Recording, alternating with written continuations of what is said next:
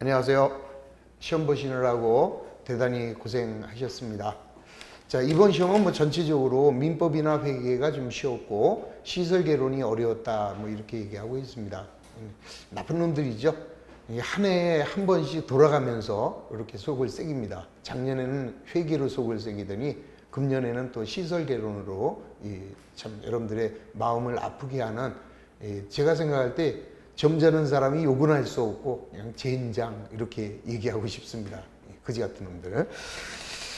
자, 하여튼 우리 문제는 풀어야 되니까 일단 A형입니다. A형 41번부터 진행을 하도록 하겠습니다. 41번 포괄 손익계산서에 표시되는 계정 과목은 무엇이냐? 그럼 손익계산서에 들어가는 것은 비용과 수익이니까 바로 간단하게 1번 금융원가가 바로 비용이 되는 거 알 수 있죠. 금융에 따르는 원가니까 이자 비용 같은 것을 얘기하는 것이다. 2번 이익잉여금은 자본 항목이죠. 영업권은 무형자산이고 매출채권 자산, 미지급법인세는 부채죠. 따라서 1번만 정답이 된다. 42번 재무제표에 관한 설명으로 옳은 거. 이건 너무 많이 했던 문제입니다. 우선 1번 재무상태표는 일정 기간. 자, 우리가 이제 재무제표라고 하면은 재무상태표, 포괄 손익계산서, 자본변동표, 그 다음에 현금흐름표. 그럼 중요한 것은 재무상태표는 일정 기간이 되겠죠. 일정 기간이고, 그 다음에 이제 손익계산서하고 자본변동표, 현금흐름표는 일정 미쳤네요. 자, 얘가 일정 시점, 재무상태표는 일정 시점, 손익계산서, 자본변동표, 현금흐름표는 일정 기간. 요게 이제 포인트가 되는 거죠. 그리고 이제 다른 거는 다 현금흐름표를 제외한 나머지는 이제 발생주의에 의해서 발생 기준으로 해주고, 그 다음에 얘는 현금 기준으로. 요것만 잘 정리하면 쉽게 답이 보이죠. 그러면 1번 재무상태표는 일정 시점인데 일정 기간 그랬으니까 아웃이죠. 2번 포괄손익계산서는 일정 기간인데 일정 시점이라고 해서 틀렸고, 3번 자본변동표는 일정 기간 맞네요. 일정 기간 동안에 자본의 구성 요소의 변동에 관한 정보를 제공하는 재무제표다. 맞는 얘기죠. 4번 현금흐름표는 특정 시점이 아니죠. 일정 기간이라 4번도 틀렸고, 그 다음 5번 재무제표는 재무상태표, 손익계산서, 시산표가 왜 나오나? 시산표는 해당이 되지 않죠. 자본변동표, 현금흐름표, 주석을 포함한다. 이게 재무제표에 관한 이야기죠. 자, 따라서 42번에서는 3번만 정답이 된다. 이거 틀리신 분들은 거의 없으리라 생각이 됩니다. 43번 회계상의 거래에 해당되지 않는 것이다 그랬습니다. 그러면 거래라고 하는 것은 붕괴할 수 있느냐 없느냐 요 얘기죠. 그럼 1번 기숙사에 설치된 시설물 100만 원을 도난당했다. 그러면 자산이 감소됐으니까 거래. 2번 원가 130만 원의 상품을 100만 원에 판매하였다. 자, 상품이라는 자산이 감소됐습니다. 따라서 회계상의 거래죠. 3번 이자 50만 원을 현금으로 지급했다. 자, 이자 비용이라는 비용이 발생하면서 자산이 감소됐으니까 거래죠. 4번 영업소에 임차 계약을 체결하고 1년분 임차료를 현금으로 지급하였다. 역시 자산이 감소됐고 비용이 발생했으니까 거래가 되고, 5번 직원과 월급 200만 원의 고용 계약을 체결하였다. 이건 회계상의 거래가 아니다. 간단하게 해결이 됐죠. 자, 따라서 43번에서는 5번만 정답이 된다. 44번입니다. 자산을 증가시키는 거래에 해당하지 않는 거. 이것도 아주 기본적으로 쉬운 문제가 되겠습니다. 1번 비품을 외상으로 구입하면 비품이라는 자산이 증가되면서 미지급금이라는 부채가 증가되죠.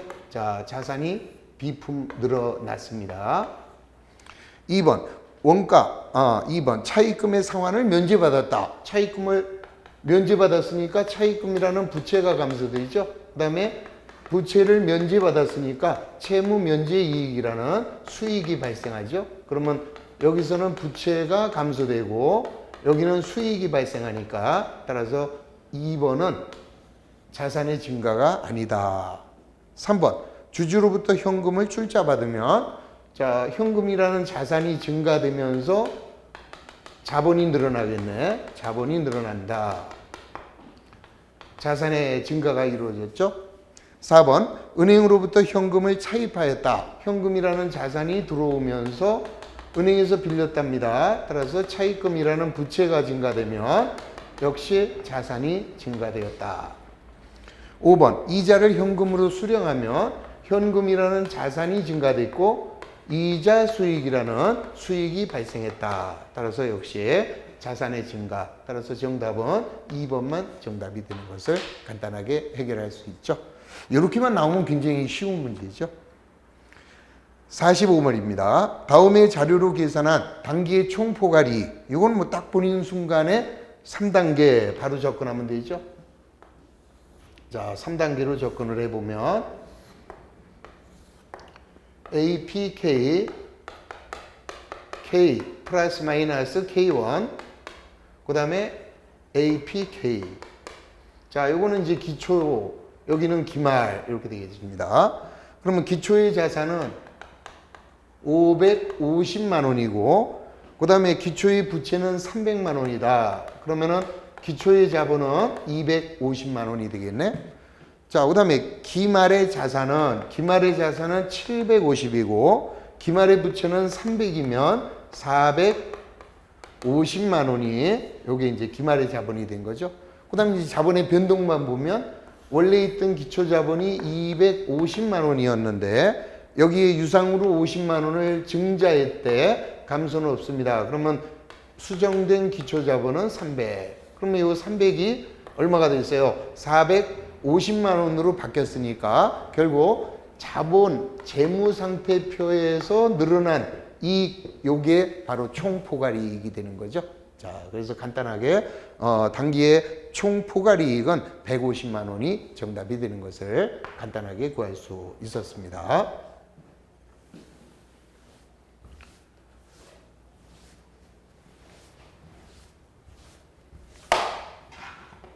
46번입니다. 유동자산으로 분류되지 않는 것은 무엇이냐? 우리 유동자산이라는 게 뭐예요? 유동자산은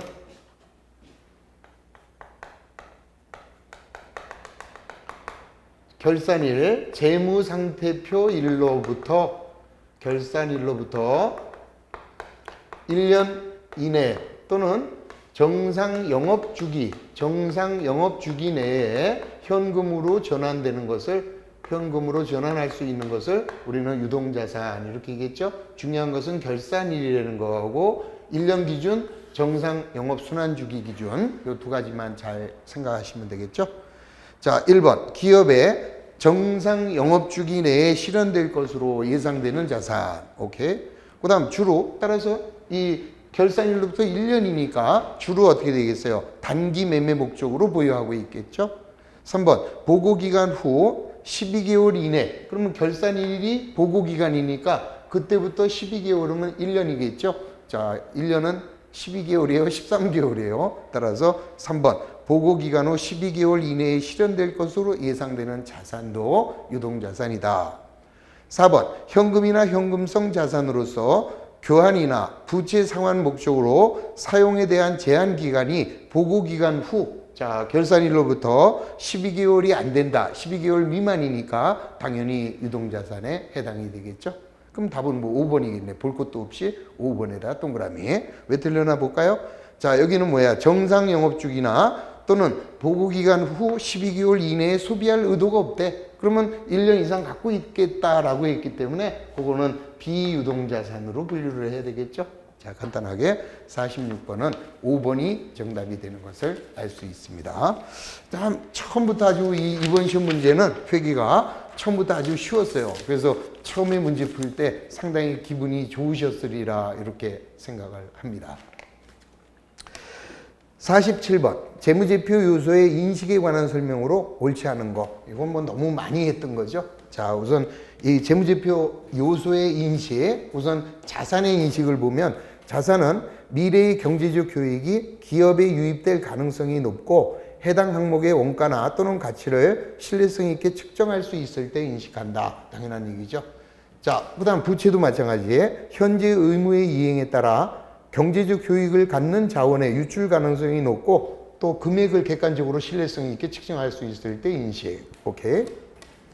3번 수익은 영업활동 결과 자산이 증가되거나 부채가 감소됩니다. 따라서 미래 경제적 효익이 증가하고 금액을 객관적으로 신뢰성 있게 측정할 수 있을 때 바로 인식하는 거죠. 인식이라는 말은 뭐야? 언제 장부에 기록을 하느냐 이 얘기죠. 4번 비용은 반대니까 영업활동을 통해서 자산이 감소되거나 또는 이제 부채가 증가되겠죠. 또한 금액을 객관적으로 신뢰성 있게 측정할 수 있을 때 인식한다. 4번도 정답. 그 다음 5번 제품을 보증함에 따라 부채가 발생하는 경우와 같이 자산의 인식을 수반하지 않는 부채가 발생하는 경우에는 비용을 인식하지 않는다. 뻥치고 있죠. 자, 우리가 이제 3년간 AS 해주기로 했다. 그럼 물건을 판매할 때 보증 채무의 의무가 생겼습니다. 그럼 반드시 판매 보증비 만들어주면서 그만큼 뭐예요? 판매 보증 충당 부채를 이렇게 만들어주죠. 자, 이렇게 만들어줘서 바로 비용으로 인식을 해야 된다. 이 소리에. 그래서 5번 제품 보증에 따라 부채가 발생하는 경우와 같이 자산의 인식을 수반하지 않는 부채가 발생하는 경우에도 비용을 인식해야 되는 것이다. 판매 보증비, 자, 그것만 잘 얼른 생각해도 쉽게 답이 보였을 겁니다. 48번 차기 회계 연도로 잔액이 이월되지 않는 거. 그럼 뭐예요? 수익과 비용의 항목이죠. 우리 모든 비용과 수익은 손익에 대치합니다. 그 다음 손익 계정은 자본금으로 또는 잉여금으로, 그 다음 자산부채 자본은 차기로 이월하는 거죠. 그럼 여기서는 자산부채 자본이 아닌 것만 찾아내면 된다. 그럼 바로 1번이네. 집합 손익이니까 이월되지 않고. 자, 2번 이익잉여금은 자본, 선수임대료 부채, 주식발행 초과금은 자본, 매도 가능 금융자산의 평가이익도 자본이죠. 따라서 2, 3, 4, 5번은 자본 항목이기 때문에 자본 항목은 차기로 이월되는 것이다. 49번 재무제표의 질적 특성에 관한 설명으로 옳지 않은 것이다. 이것도 아주 쉬웠습니다. 1번 적시성은 의사결정에 영향을 미칠 수 있도록 의사결정자가 정보를 제때에 이용 가능하게 하는 것을 의미하는 거죠. 자, 제때 보고할 수 있을 때 적시성 있는 정보. 2번 중요성이란 정보가 누락된 경우 정보 이용자의 의사결정에 영향을 줄 수 있다면 그 정보는 중요하다는 것을 의미한다. 목적 적합성의 하부 속성으로서 중요성이 있었죠. 3번 비교 가능성은 정보 이용자가 항목 간의 유사점과 차이점을 식별하고 이해할 수 있도록 하는 질적 특성. 이게 바로 비교 가능성. 4번 검증 가능성은 정보가 나타내고자 하는 경제적 형상을 충실히 표현하는지를 정보 이용자가 확인하는 데 도움이 된다. 검증할 수 있느냐? 2명 이상의 독립된 회계 전문가가 각각 다른 각도에서 출발했을 때 그 결과가 거의 유사하게 나오면 검증 가능하다라고 볼 수 있는 것이죠. 5번 충실한 표현은 모든 면에서 정확한 것을 의미하지 않는다라고 얘기했죠. 그래서 충실한 표현 5번이 정답이 된다. 간단하게 해결이 됐습니다. 50번입니다. 다음은 주식회사 대안의 X1년 말 재무 비율에 관한 자료의 일부다. 어쩌고 저쩌고 재고자산 회전율을 물어봤네요. 그럼 우리는 재고자산 회전율은 어떻게 구해요? 평균 재고자산분의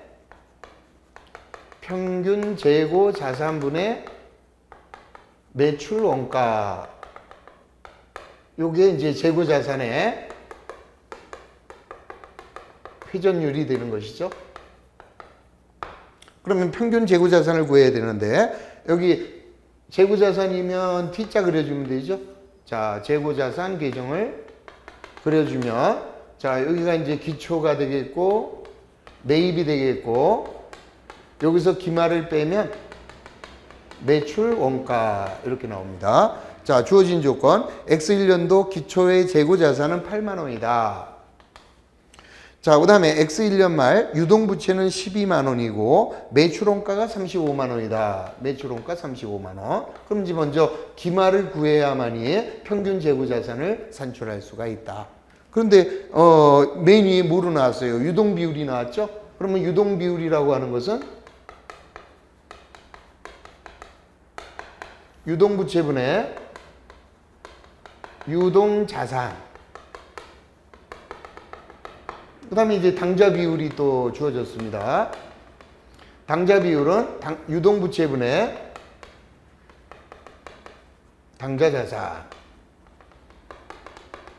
그럼 이제 주어진 조건을 보면 유동부채가 얼마라고 그랬습니까? 12만 원이다. 유동부채가 12만 원인데 그러면 유동비율이 250%래요. 250%면 2.5배네. 그러면 2는 2, 2는 4, 5일은 5, 5일은 10, 30만 원인가요? 계산기를 갖고 들어왔어야 되는데 계산기를 내가 안 갖고 왔네. 잠시 후에 갖고 와서 계속 하겠습니다. 자, 그 다음 당좌 비율은 12만 원분의 당좌 비율은 200%다. 200%니까 24만 원이 당좌 자산이 되겠죠.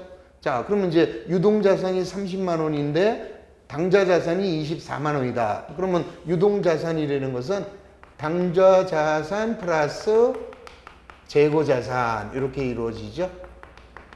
그러면 여기에 당좌 자산이 24만 원이면 재고 자산은 6만 원이라는 것을 간단하게 구할 수 있다. 그러면 여기가 얼마가 돼요? 6만 원이 되는 거죠. 자, 따라서 평균 재고 자산은 7만 원이 되네. 자, 6만 원과 8만 원의 평균을 해주면 평균 재고 자산은 7만 원인데 이때 매출원가가 35만 원 그랬으니까 재고자산 회전율은 5회가 된다라는 것을 간단하게 구할 수 있는 거죠. 이 말하니까 이렇게 시간이 걸리지 그냥 앉아서 계산하면은 바로바로 답이 보이는 그런 문제가 되겠습니다. 자, 넘어갑니다. 51번. 다음에 재무분석 자료에서 기업의 활동성을 분석할 수 있는 것을 모두 골라라. 자, 이 활동성 비율이라는 게 뭐예요? 거기 보시면 활동성 비율은 기업이 자산을 어떤 그 기업의 의도대로 얼마나 잘 활용을 하고 있느냐. 그래서 이 활동성 비율이라고 얘기를 했고 활동성 비율의 특징은 대체적으로 뭐예요? 회전이라는 말이 들어가죠. 그래서 회전율. 그러면 기업 매출채권 회전율. 자, 거기 보세요. 매출채권 회전율은 기업이 자산을 능률적으로 얼마나 회전을 시켰느냐 이런 얘기니까 활동성 비율 그러면은 회전자만 찾아주면 답이 보인다 그랬습니다. 재고자산 회전율, 재고자산을 몇 바퀴 돌렸느냐 이 소리죠. 세 번째 총자산 회전율 되고 부채 비율은 아니죠. 부채 비율은 기업의 안정성을 측정하는 안정성 비율을 찾는 거죠. 그래서 리을번은 아니고 그 다음 재고자산의 회전기간, 회전율, 회전이란 말 들어가면 무조건 활동하고 관계가 있다라고 그랬습니다. 따라서 미음범도 되고 그 다음 마지막 비읍번, 자기자본 이익률. 이거는 이익률이니까 수익 분석이죠. 따라서 수익성을 판단하는데 자료가 되는 거죠. 따라서 기업의 활동성을 분석할 수 있는 것을 고른 것은 모두 어떤 것이냐. 그러면 회전, 회수 이런 말 들어가는 것들 회자 들어가는 거면 활동. 자, 간단하게 답이 보이죠. 기억하고 니은하고 디귿하고 미음이네. 기억, 니은, 디귿, 미음 하면은 2번만 정답이 되는 것을 역시 간단하게 구할 수 있었습니다. 52번입니다. 주식회사 대안에 X1년 말 창고에 보관 중인 재고자산의 실사액은 만원이다. 다음의 자료를 반영한 경우 X1년 말에 재고자산은 얼마가 되겠느냐. 자, 그러면 지금 창고에 있는 실사를 해서 나온 놈은 만원이고 그 다음에 이제 추가 자료가 나와 있죠. 자, 먼저 은행에서 자금을 차입하면서 담보로 원가 1,000원의 상품을 제공하였으며 동상품은 상기 재고 실사금액에 포함되지 않았다. 즉 뭐예요? 내가 돈을 빌리면서 담보로 갖다 맡겨놨습니다. 그럼 담보로 맡겼어도 그 물건은 내 물건이죠. 내가 전당포에다 맡겼으면은 그 맡긴 물건은 내 물건이에요, 아니에요? 내 물건이지. 따라서 자, 1,000원 플러스. 그 다음 수탁자에게 인도한 위탁 상품의 원가는 2,000원이며 이 중에서 70%만 최종 소비자에게 판매되었다. 그러면 30%는 판매되지 않았으니까 내 재고자산. 그럼 2,000원에 30%면은 600원 추가. 세 번째, 미국에게 도착지 인도 조건으로 판매를 했대요. 그러면 우리가 두 가지 생각할 수 있죠. 선적지 인도 기준이냐, 목적지 인도 기준이냐. 자, 목적지를 도착지 인도 기준 이렇게 얘기하고, 자, 이렇게 이제 판매를 했느냐, 매입을 했느냐에 따라서 누구의 재고 자산인지 달라지는 거죠. 그러면 자, 판매를 했다. 그러면 선적지 인도 조건으로 판매했으면 선적한 순간에 내 물건이 아니죠.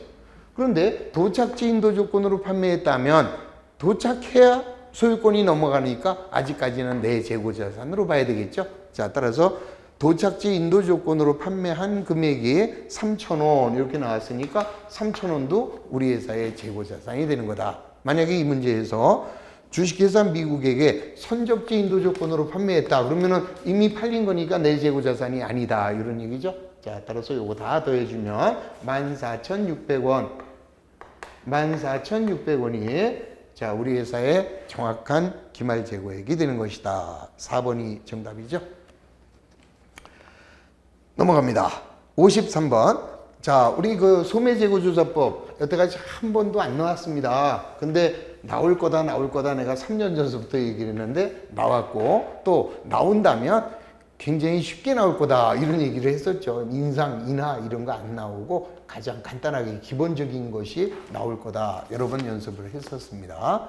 자, 또 그 중에서도 평균법이래요. 그러면 이제 원가율을 구하는 게 우선이죠. 원가율을 구하려면 매가분의 원가, 평균법이니까 기초 플러스 매입분의 기초 플러스 매입. 그러면 매가에 의한 기초는 2,000원, 8,000원. 그 다음에 원가는 1,800원에 6,400원. 그러면 얼마가 되는 거야? 그러면 원가율은 10,000원분의 8,200원이네요. 8,200원 하면 82%가 원가율이다라는 것을 알 수 있죠. 자, 그 다음에 이제 매가에 의한 기말을 구합니다. 원가율을 구한 다음에는 두 번째는 매가에 의한 기말을 구하는데, 매가에 의한 기말은 요거에서 매출액만 빼면 되죠. 그럼 매출액은 얼마 나왔느냐? 6,000원이 나왔네요. 자, 따라서 10,000원에서 6,000원을 빼면 매가에 의한 기말 재고액은 4,000원이 되는 것을 간단하게 계산했죠. 자, 그러면 이제 세 번째. 자, 매가에 의한 기말에다가 원가율을 곱해줍니다. 82% 곱해주면 4, 8이 32, 4, 2는 8. 그러면 얼마야? 3,280원인가요? 4, 8이 32, 4, 2는 8. 그러면 3,280원이 요게 이제 원가가 되는 거죠. 기말 재고액이 되는데, 문제가 요구하는 것은 뭘 요구했어요? 매출 원가를 물어봤대. 그러면 기초 플러스 매입 마이너스 기말. 기말이 3,280원. 이래 버리면 자, 얼마가 돼요? 8,200원에서 3,280원을 빼면 4,920원 나오죠? 자, 따라서 정답은 4,920원. 이렇게 해서 간단하게 소매재고조사법 드디어 이제 등장을 했습니다. 이제 앞으로는 어떻게 될까요? 인상, 인하 끼면서 나타나겠죠? 자, 54번입니다. 재고자산에 관한 설명으로 옳은 것이다. 단, 재고자산의 감모 손실과 재고자산의 평가 손실은 없습니다. 이렇게 나와 있죠? 자, 이거는 뭐 워낙 많이 했고, 그냥 아마 그냥 보면 바로 알 수 있을 거예요. 자, 보십시오. 선입선출법을 적용할 때 물가가 지속적으로 상승한다면 계속기록법에 의한 기말 재고 금액이 실사법보다 적다. 아니다 그랬잖아요, 우리는. 자, 우리가 이제 선입선출법을 사용하는 경우에는 계속기록법으로 하나, 실사법으로 하나 언제나 같다. 이렇게 얘기했잖아요. 그 다음에 이제 후입선출법은 이제 물가가 상승된다는 걸 전제로 했을 때, 후입선출법은 계속기록법이 실사법보다 큰 거고, 이건 뭐 누차 얘기했던 거죠. 그래서 1번, 자, 틀렸죠. 2번. 자, 선입선출법을 적용할 때 물가가 지속적으로 상승한다면 계속기록법이 크다. 같다니까. 3번. 재고자산을 매입 시 부담한 매입운임은 운반비로 아니잖아요. 매입 원가에 포함해야지. 자, 따라서 취득 원가에 포함하니까 X. 4번. 컴퓨터 제조기업이 고객 관리 목적으로 사용하고 있대요. 컴퓨터를. 그러면 자, 컴퓨터를 제조하는 기업이 만들었습니다. 자기가 판매를 위해서 만들었다면 재고자산이지만 자기네 고객 관리에 사용하고 있다. 영업용 비품으로 사용하고 있는 거죠. 그러면 유형자산이 돼야지 재고자산이 될 수 없다. 5번. 부동산을 매매하는 기업이래요. 자, 부동산 매매 기업이 정상적인 영업 과정에서 판매를 목적으로 보유하고 있다면 당연히 재고자산이 되겠죠. 그래서 정답 5번이 정답이 되는 것이다. 넘어갑니다. 55번. 다음은 주식회사 대안의 재고 자산에 관한 자료이다. 이동평균법을 적용할 경우 기말에 재고액은 얼마가 되겠느냐. 자, 이동평균법이래요. 그러면 기초가 200개, 하나에 30원. 그 다음에 이제 3월 1일 날 매출을 했네. 3월 1일 날 100개를 40원에 판매. 이거 뭐 필요도 없죠. 그 다음 6월 1일 날 매입을 하였다. 6월 1일 날은 100개를 36원에 매입하였고 9월 1일 날 매출을 했습니다. 9월 1일 날은 120개를 40원에 매출을 했다. 자, 그 다음에 기말 재고액은 기말은 80개가 남아있다. 이 소리죠. 자, 그러면 이동평균법을 적용할 때 기말 재고가 얼마가 되겠느냐. 자, 이거 이제 계산하면 자, 우리 간단하게 우선 200개가 30원인데 그 중에서 100개가 나갔습니다. 그럼 100개가 나갔으니까 남아있는 거는 100개 하나에 30원짜리죠.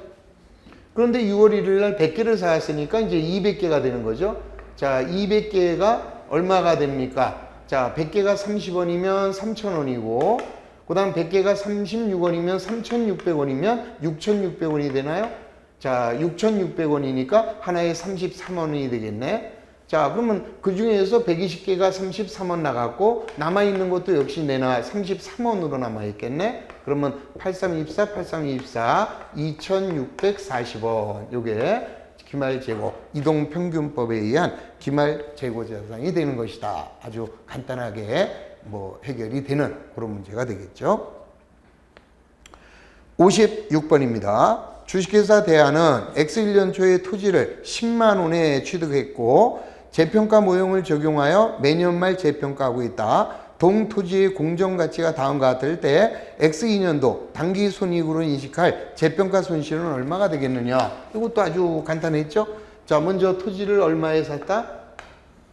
토지를 10만 원에 구입을 했다가 그 다음에 얼마가 됐습니까? X1년 말에 12만 원이 됐다가 그 다음에 얼마가 됐어요? 9만 5천 원이 됐다면 결국 언제나 뭐하고 뭐를 비교하면 돼요? 이거는 반드시 초하고 이걸 비교해 주면 되는 거죠. 그럼 결국 5천 원만 단기 손실이 된다라는 것을 간단하게 해결할 수 있죠. 자, 이거 회계 처리하면 자, 토지가 얼마? 10만 원. 현금 10만 원. 자, 1월 1일, 그 다음 12월 말일 날은 2만 원이 늘어났네. 2만 원 늘어난 것은 우리는 재평가 잉여금으로 해주죠. 재평가 잉여금이라는 기타 포괄로 처리했다가 그 다음 연도 X2년도 12월 말일 날은 얘가 얼마가 된 거예요? 12만 원이 9만 5천 원 됐으니까 토지가 2만 5천 원이 죽어버렸죠. 그런데 자, 가격이 떨어졌는데 우리는 잉여금으로 2만 원 만든 게 있으니까 얘부터 상계 처리를 해줘야죠. 그래서 재평가 잉여금이 2만 원이 없어지면 요거는 여기서 없어지고 나머지 차액 5천 원만 재평가 손실로 5천 원 이렇게 기록되니까 단기 손익계산서에 기록할 재평가 손실은 5천 원만 정답이 되는 것이다. 간단하게 해결이 되죠. 57번입니다. 주식회사 대안은 기기장치 A를 주식회사 서울의 기기장치 B와 교환하였다. 상업적 실질이 있다. 그럼 언제나 자산의 교환은 우리가 딱 두 가지만 생각하면 되죠. 취득원가를 구하라. 상업적 실질이 있느냐 없느냐 이것만 생각하면 되는데 먼저 상업적 실질이 있는 경우에 자 취득원가는 어떻게 해요? 무조건 제공한 자산의 공정가액에다가 현금 지급액을 더하거나 현금 수취액을 마이너스 해주면 된다. 끝. 그러면은 먼저 제공한 자산의 공정가액은 8,000원인데 자 여기에 따르는 현금의 교환이 없었습니다. 따라서 0. 그러면은 취득원가는 8,000원이 된다라는 것을 간단하게 구했죠. 그래서 정답은 3번이 정답이 된다. 만약에 여기서 교환손익을 물어봤다면 이때는 제공한 자산의 공정가액과 제공한 자산의 장부가액을 비교해야죠. 자, 장부가액은 7,000원이네. 그러면 7,000원짜리를 8,000원 쳤으니까 교환 손익은 1,000원 이렇게 나오겠고 자, 여기서 물어본 것은 취득원가를 물어봤으니까 간단하게 8,000원만 정답이 되는 것을 알 수 있다. 58번입니다. 주식회사 대한은 X1년 1월 1일 날 유형자산을 취득하고 이를 연수합계법으로 생각하였다. 자, 그럼 이제 연수합계법으로 생각을 했다가 그 다음에 2년 지나서 동자산을 4,000원에 처분을 했대요. 그럼 뭐 간단하게 이제 계산을 해보면 알 수 있죠. 자, 먼저 취득원가는 10,000원 곱하기 잔존가액은 없으니까 신경 쓰지 마시고 그 다음에 이제 연수합계법이니까 내용연수는 4년 그러면 10년이 되겠죠. 자, 그 다음에 이제 X1년하고 X2년 2년이니까 4 플러스 3 이렇게 되겠네요. 그러면 7,000원이 감가상각이 된 거죠. 자, 그 다음에는 이제 뭐예요? 지금 장부가액은 얼마냐? 장부가액은 1,000원이 10,000원이죠. 10,000원이 7,000원만큼 값어치 떨어졌으면 3,000원짜리라 3,000원짜리를 얼마에 팔았어요? 4,000원에 처분했으니까 4,000원에 처분했으니까 얼마? 1,000원의 이익이 나온 거죠. 그런데 문제가 요구하는 것은 X2년도 당기순이익에 미치는 영향 그랬으니까 X2년도 감가상각비가 있었겠죠. 요거. 그러면 X2년도에 감가상각비라는 비용은 3,000원이 되겠네. 그러면 감가상각비는 비용이고 자 얘는 이익이니까 결국 이로 인해서 요 유형자산의 처분과 관련하여 X2년도에는 2,000원만큼 손해를 본 거죠. 자 따라서 당기순이익은 2,000원이 감소되는 것이다. 역시 간단하게 해결할 수 있었습니다. 59번입니다. 유형자산의 취득원가에 포함하는 것. 자, 1번 유형자산이 경영진이 의도하는 방식으로 가동될 수 있으나 아직 실제로 사용되지 않고 있는 경우에는 취득원가에 포함할 수 없죠. 2번 유형자산을 취득할 때 정상적으로 작동되는지 여부를 시험한다. 시운전비. 시운전비는 당연히 취득원가에 포함하고 거기서 만약에 이제 시제품이 나와서 판매를 했다면 시제품의 판매 가격은 마이너스 해야 되겠죠. 아주 정확하게 설명했네. 바로 2번이 정답. 3번 유형자산과 관련된 산출물에 대한 수요가 형성되는 과정에 가동손실. 자, 이것도 역시 원가에 포함할 수 없고 기업의 영업의 전부나 일부를 재배치하는 비용. 이것도 취득원가에 포함할 수 없죠. 그 다음 새로운 상품이나 서비스를 소개하는 원가. 당연히 원가에 포함할 수 없다. 그래서 정답은 간단하게 2번. 60번 주식회사 대한의 단기 신기술 개발 프로젝트와 관련하여 발생한 지출은 다음과 같다. 자, 우리는 이제 신기술을 개발하기 위해서 지출된 비용은 우리가 이제 크게 연구 단계와 개발 단계로 나눠줘야죠. 연구 단계에서 발생한 것은 연구비로 비용 처리를 해주고, 그 다음에 이제 개발 단계에서는 프로젝트의 성공 가능성이 높을 때, 이때는 개발비로 하여 무형자산으로, 자, 무형자산으로, 그 다음에 성공 가능성이 없을 때는 경상개발비로 하여, 얘는 단기 비용으로, 그 그다음 연구 단계에서 지출했는지 개발 단계에서 지출했는지 아리까리하다. 그럴 때는 무조건 연구 단계에서 지출한 것으로 보자. 이렇게 얘기했죠. 끝. 그러면은 거기에 보시면 연구 단계에서 지출한 비용이 300원이네요. 그 다음에 개발 단계에서 600원인데 이제 이걸 봐줘야죠. 자, 개발 단계에서 발생한 지출은 무형자산의 인식 기준을 충족했다 그랬으니까 개발 단계에서 나간 것은 개발비로 600원 이렇게 처리해야죠. 그 다음에 뭐예요? 자, 연구 단계와 개발 단계로 구분이 곤란한 항목은 기타로 구분하였다. 그럼 기타로 간 게 얼마야? 300원. 그거는 연구 단계로 봐야 되니까 비용이 돼야 되겠죠? 자, 따라서 비용으로 처리할 놈은 300원, 300원, 비용 600원. 그 다음에 자산으로 처리할 놈은 600원. 똑같네. 그래서 비용 600원, 자산 600원 하여 4번이 정답이 되는 것을 알 수 있죠. 자, 아주 쉬웠습니다. 그냥 평범한 그냥 그런 문제였다. 조금만 신경을 쓰고 아는 문제부터 먼저 풀었으면 훨씬 더 효과적인 점수를 확보했으리라 생각을 합니다. 자, 제가 몸이 약하니까 잠시 쉬었다가 61번인가요? 61번부터 20문제를 다시 풀도록 하겠습니다. 자, 쉬었다 하겠습니다.